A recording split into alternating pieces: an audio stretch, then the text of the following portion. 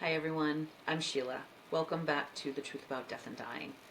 I like to always start my podcast, but I sometimes forget to put a disclaimer that I am not an expert in any way, shape, or form, but I do have experience with the death and dying process, taking care of my dad while he was dying from liver cancer, and also I have several years experience in grief support for children, and I also went through hospice training. So I have those as a kind of base and just life experience also. My hope with this podcast is to inform you, give you some helpful tips, and maybe some guidance through this whole process. Because it's not just a cut and dry, this person is dying, actively dying of a disease that's going to drag out and it's very difficult, and all those pieces, but also the aftermath. Like what happens when the person dies? Then how do you navigate your life from there? And how, So I want to just be a resource for you the best I can to give you helpful tips and information. I have some great friends who are supporting this endeavor and who are, giving me their input and whatnot. And one of them suggested I read this book. It's called What to Do When I'm Gone. I want to, and I'm not going to read the whole thing to you, but I do want to read some of my favorite bits from this book. And the idea came from this young lady named Hallie Bateman, who illustrates the book. And Hallie would lay at night trying to fall asleep and start thinking about, what would her life look like if her mom died. And I'm going to read you the synopsis from the front cover of this, or the front inside page. And so her mom, Susie Hopkins, wrote this book, and Hallie illustrates it.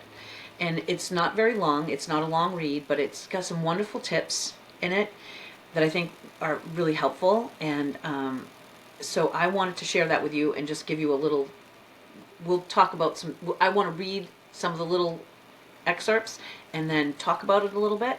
But I want to read to you the first bit and how this came to be. One sleepless night when she was in her early 20s, illustrator and writer Hallie Bateman had a painful realization. Someday, her mother would be gone. The prospect was devastating and also scary. How would she navigate the world without the person who gave her life?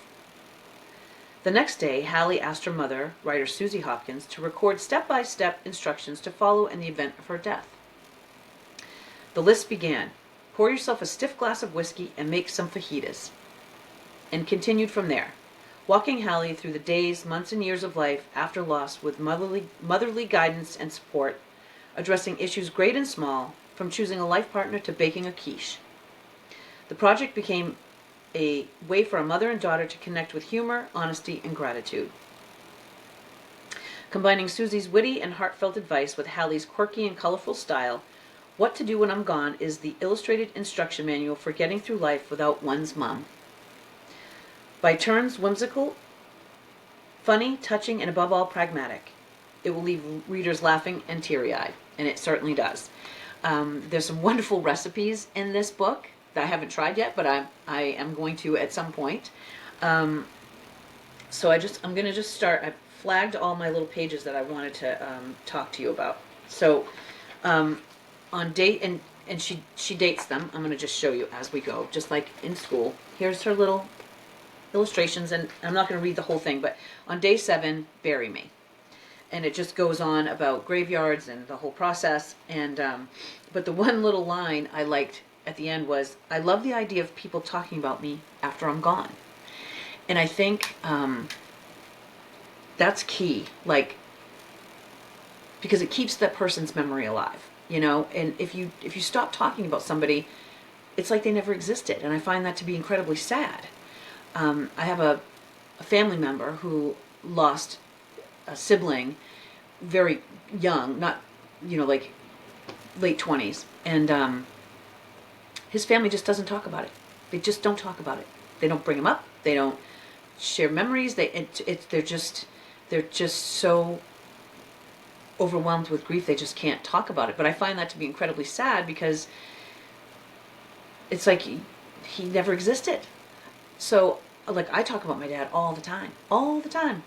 And, and I know other people that, have lost close members of their family that talk about it. I feel like it hurts to talk. I understand that, like, especially at first, it's really, really hard to talk about the person that died, that they're not here, because all those truths come to mind.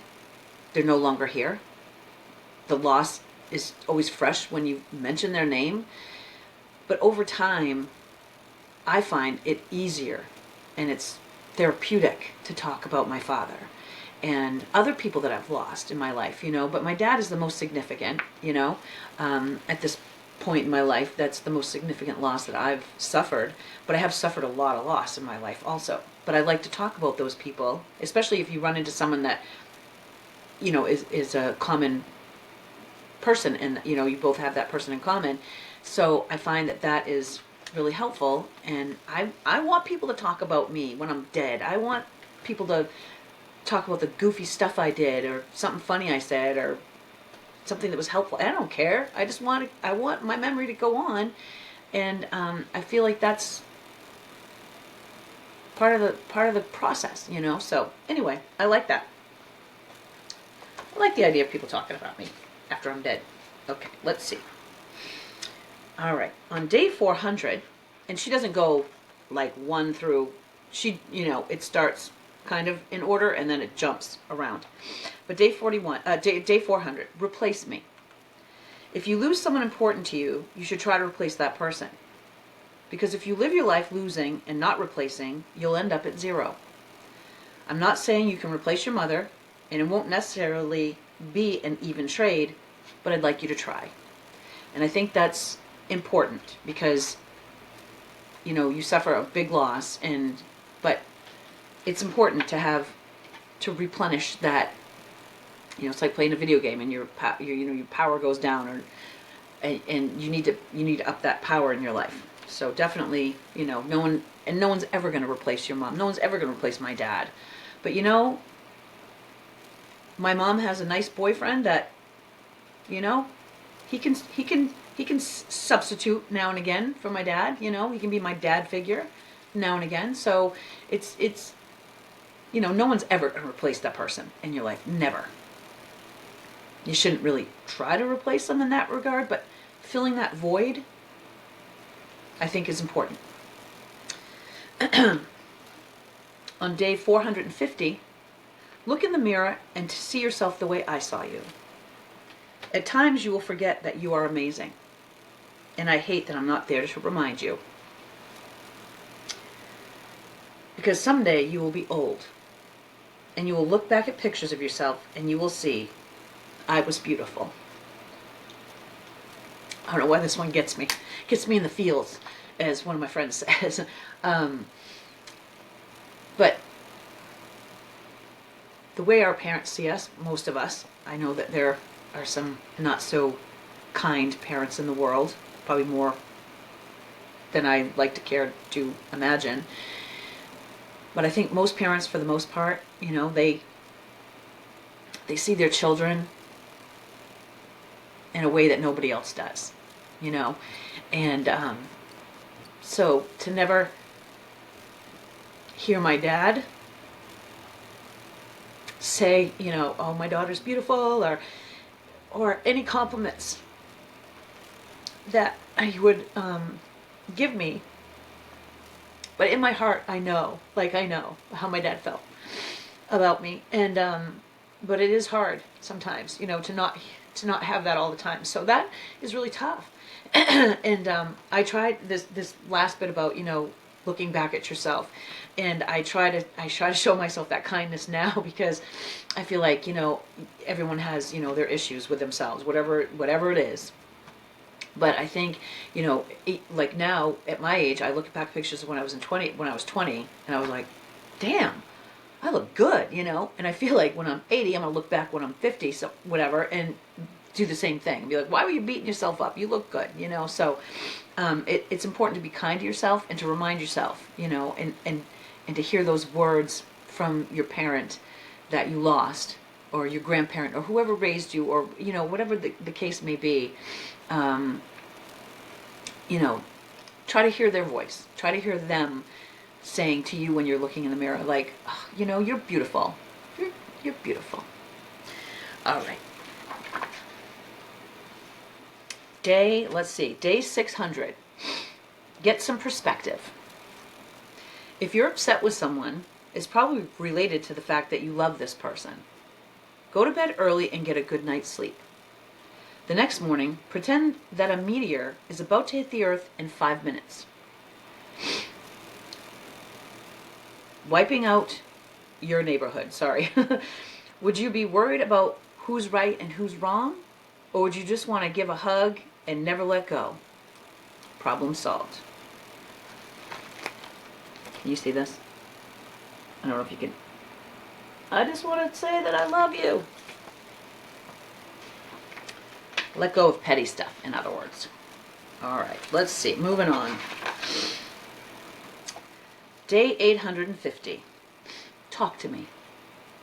You'll see or do something and think, Mom would have loved that. Or Mom would have loved this. Maybe you'll be walking on a beautiful beach and suddenly remember how much I love our trips to the ocean. Or you'll get a great new job or meet someone wonderful and you'll feel sad that you can't talk to me. But you can.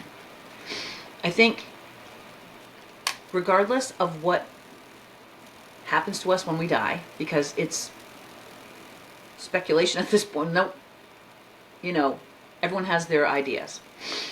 And I don't think any are right or wrong or good or bad. I think it's just because we're not going to know till we check out of here what actually happens. But I like to believe that my dad's spirit is still around, and I do talk to him a lot. And it makes me feel good, even though he can't talk back to me. He can't tell me no, or he can't tell me I'm foolish. Although I do hear that anyway. When you've been raised by people, you kind of know what their thoughts would be, even if they're not there to say it to you. So, but it's therapeutic for me to talk to my dad. And so talk to your loved one like they're just sitting right there. Sometimes that's even better because, not even better, don't get me wrong, I'd rather have my dad sitting here with me. But, I can just speak freely without judgment. Not that my dad judged me, but, you get the idea. All right, moving on. Let's see. I don't have very many of these tagged. Day 3000.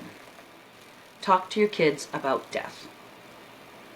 Cleaning and dressing the body, digging the hole, etching the stone. We used to be more connected to death. Now we're shielded from the reality of it, which adds to our unease. Our culture, our families need to talk much more about death. In the same way you greet a new life, you ought to honor a departing life. And I like this. I'm gonna read it to you because I'm not sure how clearly the camera's picking this up. And I'll show you the illustration after, but it says, when a man and a woman really love each other, they have babies and grow old and die. Then those babies grow old and die, and so on. It's cute. Little mother having a talk with her kid. And I think this is really important, and my friend Alicia and I, in a previous episode, talked about how she didn't have any idea what her mother's thoughts were about where, are you going to go to heaven, Mom? She's like, yeah, I think so. Like, well, I guess, But I think it's really important to talk about death. And I don't know why people are so afraid to have those conversations. But, I knew what my dad wanted because we talked. He was very open about talking about death. And also, I know what my mother wants. My mother wants to be cremated. And I've promised her that when she's cremated, I will take her urn or parts of her. I don't know. I'll split the ashes with my brothers and family members. But I'll have a piece of her, and I'm going to strap her in not a stroller, a cart, and I'm going to take her through the Goodwill, and I'm going to take her to bookstores, and I'm going to keep taking her along for the ride. So, but I think it does your family a disservice to not have something to go by. Again, I have to keep repeating this. Death is a part of life. We're all going to die. None of us are getting out of here alive. So to not talk about it is not going to prevent it from happening. So have those conversations, and if you have children, it doesn't matter how young they are. I mean, if they're able to have a conversation with you, that's probably the age you want to start talking. But talk about death. And whatever your beliefs are, they need to know that, because everyone needs kind of a baseline. I think when people just kind of go, I don't know what happens. I don't know, and whether you believe in God and heaven, or you believe that it's just when you're dead, you're worm food. It doesn't matter. And I think sometimes that scares people. Like if they don't think there's anything after this life, then I think that is scary to be like, oh my God, this is it. This is just the end. I personally don't believe that, but that's just my beliefs. But so whatever your beliefs are, you should have that conversation with your children. And also, what are your thoughts? Do you want to be buried in a traditional casket, buried in the ground, headstone, everything? Or do you want to be cremated? Or do you want a green burial, which is what I think I'm leaning towards, where they just kind of wrap you in a shroud and put you in the ground, and your body just naturally decomposes, and it ashes to ashes, dust to dust kind of thing. And I like that idea. I like just thinking I can become one with the earth again. So, but it's important to have those conversations. I think it would have been helpful to Alicia if she had known or had more of a conversation with her mother about her beliefs. Because for me and my dad, I knew that he was a strong Christian. He believed he was going to heaven with Jesus, and he was A-okay with that. And for me personally, and I think for my brothers and my family, I think I can speak for all of us on that point, like because of his calmness and just his beliefs of where he was going, it made it all better for the rest of us. None of us were scared about where he was going. We were like, okay, if that's where you think you're going, then we believe you. So, but for Alicia, she didn't get that. She, her mom's like, maybe I'm going to heaven. I don't, well, that's not really helpful to your children or your grandchildren or whoever, you might be having that conversation with. But I think it's really important to have. So I'm not going to harp too much on that, more than I already have. But anyway, talk about death. It shouldn't be as scary and uncomfortable as people make it. Day 4000. Think of me unexpectedly. Grief isn't the only byproduct of a death. And death isn't just subtraction. You're left with a treasure of memories that can be triggered by sights, sounds, smells, a record of how my life enriched yours. I like this. And memories will come to you in waves unbidden. She's going to Carolina in her mind. And again, this, like, I get triggered often by songs with my father. There were a couple of songs that we both really liked, and so when it comes on the radio, I can't help but think of my dad. It doesn't always make me cry. Sometimes it does, and then sometimes a random song that has nothing to do with my dad I'll burst into tears. But I remember driving down 95, going probably to the bunkhouse, and I passed I could see the IHOP from the interstate, and I burst into tears. Because one of the last times I went to that IHOP was with my dad. And it wasn't like a particularly great meal or anything, no offense to the IHOP people, but things will just take you off guard. And sometimes they'll make you laugh, and sometimes they'll make you cry, and sometimes they'll just give you a moment to pause and think about the person that you lost, that it's reminding you of. So I think I always try to honor those. I always try to honor those moments. And if I cry, I cry. It's okay. All right, last one I wanted to share with you is day 12,000. Watch a funny movie. Because we are hardwired for survival, our brains are always looking for threats, and there are plenty to be found. You may have to rush a sick baby to the hospital. You might get an EKG that shows your heart misfiring, or hear the word cancer from someone in a white coat. Fear is useful when it causes you to avoid an oncoming train or motivates you to make positive changes. Otherwise, it's a life suck. When you're terrified, ask yourself, is this helping? If not, laugh in fear's face. If not, laugh in fear's face. Sorry, I didn't read that very well. And I think that's true. I think fear is not somewhere you want to live all the time. It is a life suck. So I think, I try to find laughter as much as I can in my life. And for those that know me personally, know I'm a huge goofball. And Alicia and I, in one of our previous episodes, when she was talking about her mom coming down the stairs in a robe with a robe on and her boobs were just out, and she and I got a kick out of that because you have to laugh, and we're not laughing at her mother, we're just laughing at the situation. And sometimes, I think laughing and crying is same emotion more or less. And so laughter's key, and it's okay. And I think people feel guilty, to find joy and laughter after the fact that you've just suffered this loss and now you're laughing. What? Why are you laughing? But I think getting any emotion out, and you see it often, or you hear about it, that people will laugh at funerals, or want to shout in a library. They want to do things that you're not supposed to do. It's just sometimes you can't help your emotions and what they do and how they manifest. So don't beat yourself up if you find humor and dark humor when you're dealing with someone that is dying of a horrible disease. I mean, it's so much on your psyche that you need to have some comic relief in your life now and again, because otherwise you will go insane. I believe that. So don't beat yourself up if you feel good when you feel like you shouldn't feel good. There's no playbook on this is the appropriate emotion at this time in this process, blah blah blah. No, there's no playbook, and you have to just feel what you're feeling. And if you laugh inappropriately, it's okay, and I would not judge you for that.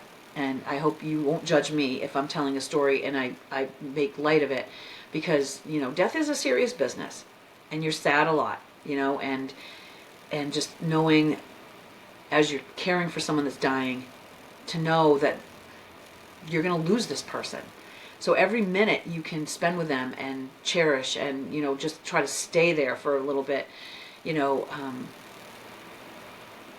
tried to sear memories in my brain when I was taking care of my father. And I remember one time we were, it was summertime, it was warm out, and my dad was really, having a hard time getting around at this point, but he could get out onto his he just had like 4 steps, and it wasn't even a porch, it was just a big step at the top, big enough that he could come out and sit down on his walker thing, and I could just sit on the step with him. And my dad would take his shirt off and just enjoy the sunshine. And so I just tried to and I just remember thinking, I just want to remember this moment with my dad. We weren't even talking to each other, we were just sitting and enjoying the sunshine. And my dad just tried to find the little bit of joy he could find towards the end, when he really wasn't feeling well. And so but we still got some laughs in. And I tried to make my dad smile. That's my personality, just trying to make you laugh and make you feel good. So, but it doesn't always work, because there are down deep moments a lot when you're going through that. So anyway, I appreciate you stopping by today, and if you happen to like this podcast, I would appreciate your support by subscribing to my channel and liking the video. And if you know anyone that this would benefit, I would hope you would pass it along to them. Thank you for stopping by. I wish you peace, love, and a gentle journey for your loved one who is on their way out. We'll see you next time. Thanks.